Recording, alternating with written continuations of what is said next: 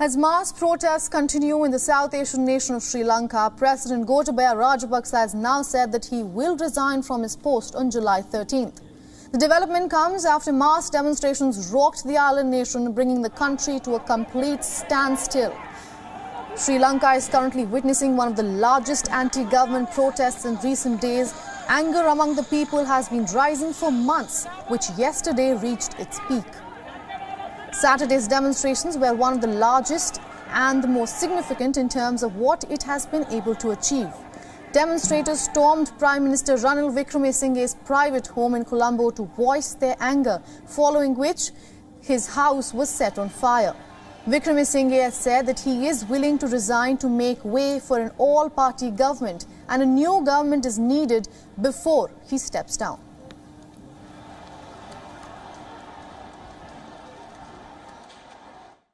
මම ජනාධිපතිතුමා යෝජනා කරේ සර්ව පාක්ෂික ආණ්ඩුවක් ඇති කරන්න. අද මේ රටේ ඉන්ධන ප්‍රශ්න තියෙනවා.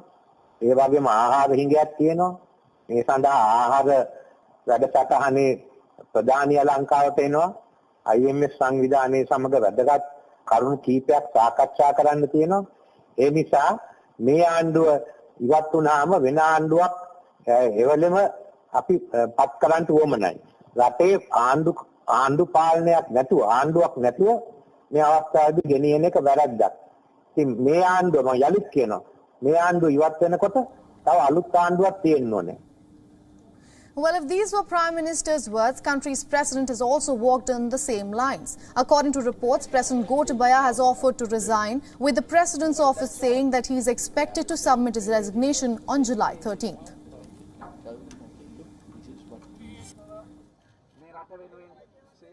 I personally informed the president about the decisions made at the party leaders' meeting today. He agreed to implement those decisions.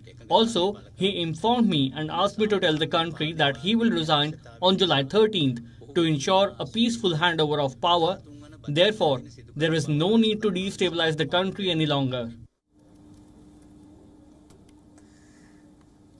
Now, it is interesting to note that so far President Gotabaya had rejected all previous calls of his resignation. Meanwhile, President Rajapaksa has reportedly fled after protesters stormed into his residence on Saturday. Protesters demanding President Gotabaya Rajapaksa's resignation surrounded his residence, following which the top Lankan leader escaped. Angry protesters holding Sri Lankan flags broke into the presidential secretariat. The protesters first surrounded the secretariat. They then clashed with the police and forcibly made their way into the president's house. Meanwhile, as this unfolded, reports have also come in now that 2 Sri Lankan ministers have resigned from their posts following the mass protests. Sri Lanka is facing its worst financial meltdown since its independence, with months of frequent power outages and acute shortages of food, fuel and medicines. The crisis has hit majority of the common households.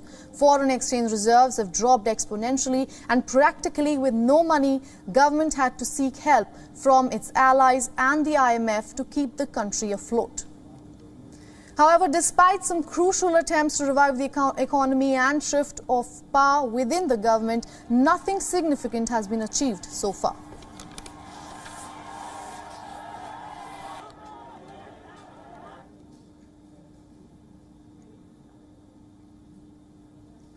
Now, for more on this, we are being joined by WA Vijay Vardhana from Colombo. He is a former Deputy Governor of Central Bank of Sri Lanka. Welcome to the broadcast, sir.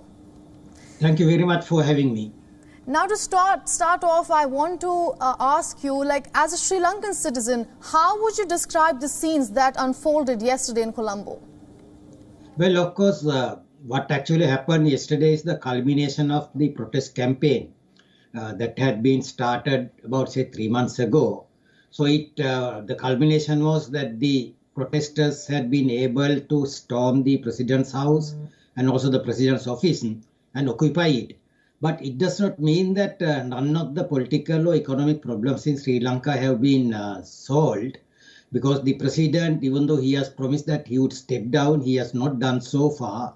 And of course, he has communicated it not in person but through the speaker. Therefore, there is a doubt that, whether it is the president who has, made that announcement.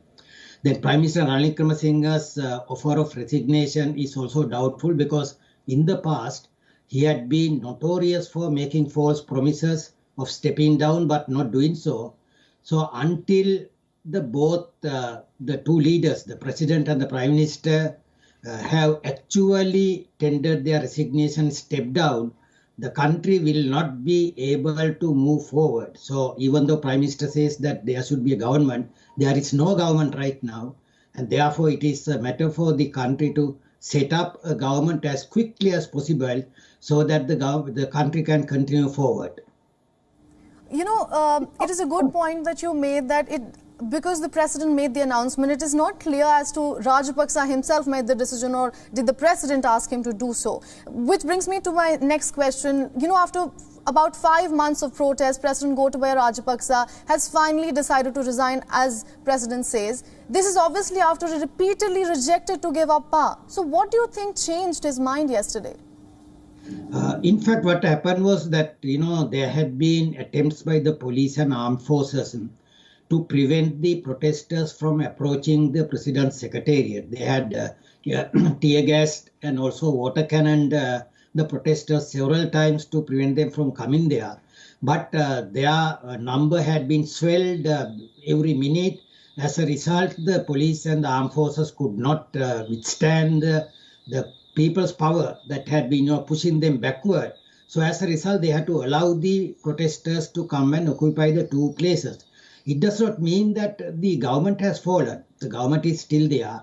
There is still the same military commanders, same army commanders, same IGP, same parliament. So therefore, if a new government is to be set up with all the parties in Sri Lanka and to take over the new administration, that should be done immediately because there is no government right now. Anybody can do anything without being caught by any of the legal enforcement officers there. So Gotabaya Rajapaksa may be, I think, buying time, in my view. Right, and with these two announcements of resignations, of course, they have not been handed over yet, as you correctly mentioned. Do you think the protests will subside? Oh, the protests will continue because this time, of course, not only the young people who had come on the streets, all the people of all walks of life, people belonging to all ethnic and the religious communities, specifically the Buddhist clergy, the Catholic clergy, they also have come in the street in protest of the Gotabaya Rajapaksa government. They have, in fact, declared a declaration called Senkadagala Declaration. Senkadagala is actually a former seat of administration by Sri Lankan kings in Kandy.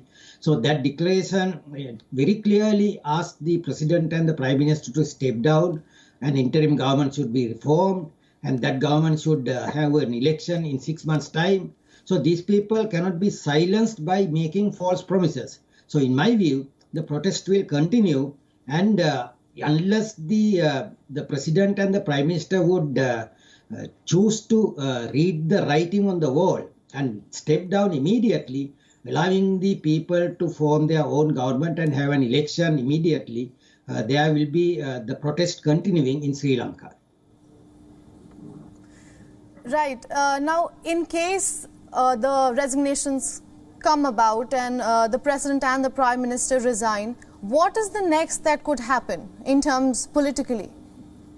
Well, the agreement by all the parties that had met the speaker yesterday had been that to appoint the speaker as the interim president in terms of the constitution. The president will then ask the political parties to form a government which will have a very limited number of ministers. Their duty is to provide relief to the people, overcome the current economic crisis immediately, and continue with the negotiation with the IMF and solicit support from friendly countries like India and China, so that the country would have an environment conducive for an election after 6 months' time. So it's actually an interim government that will be formed. That is a must if Sri Lanka wants to continue further. Otherwise, there will be anarchy and there is no government right now. So we will have to be very careful about that particular position. Right. Now, moving a little away from the protest, the demonstrators are obviously blaming the Rajapaksas for the current situation in Sri Lanka. But I want to ask you, how much of today's crisis is created by the Rajapaksa family? Well, of course, the present crisis, the roots can be traced back to 2005 when Mahinda Rajapaksa became the president. The type of the wrong economic policies he had adopted had led Sri Lanka to the present economic crisis. That was aggravated by the onset of the presidency of Gotabaya Rajapaksa in 2019. He was not able to make any correction, nor was he able to reverse the trend. And the crisis had come to a worse situation right now as a result of the wrong type of policies which Gotabaya Rajapaksa had adopted.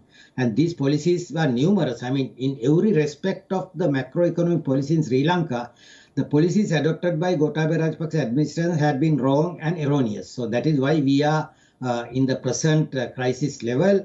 And in my view, Gotabaya Rajapaksa and Mahinda Rajapaksa are totally to be blamed for the present economic crisis in Sri Lanka. Right, sir. Now, you know, in an earlier interview with Vion, Ranil Wickremesinghe had said that he took a job that nobody wanted. And to an extent, this is true because the country is in the middle of a crisis that independent Sri Lanka has never seen. So how do you think that the next government will tackle this? The next government will have to use its diplomatic skills and competence to the maximum, because it all depends on, because as you had very correctly mentioned at the beginning of this program, Sri Lanka doesn't have any worthwhile foreign exchange balances available for any to maintain any import program for the country. So the diplomacy must be used to the maximum level. For that purpose, the confidence of the countries like India, China, and the Western world will have to be won by the new government. And it's a massive challenge for the new people who are to take over power. I don't think that it will be a rosy picture for them. It's not a cakewalk. There are enormous challenges which they have to face. And these challenges will have to be faced quickly. Otherwise, we are running out of time right now. Right. On that note, thank you so much for joining us. That was W.A. Vijay Vardhana from Colombo. Always a pleasure speaking to you.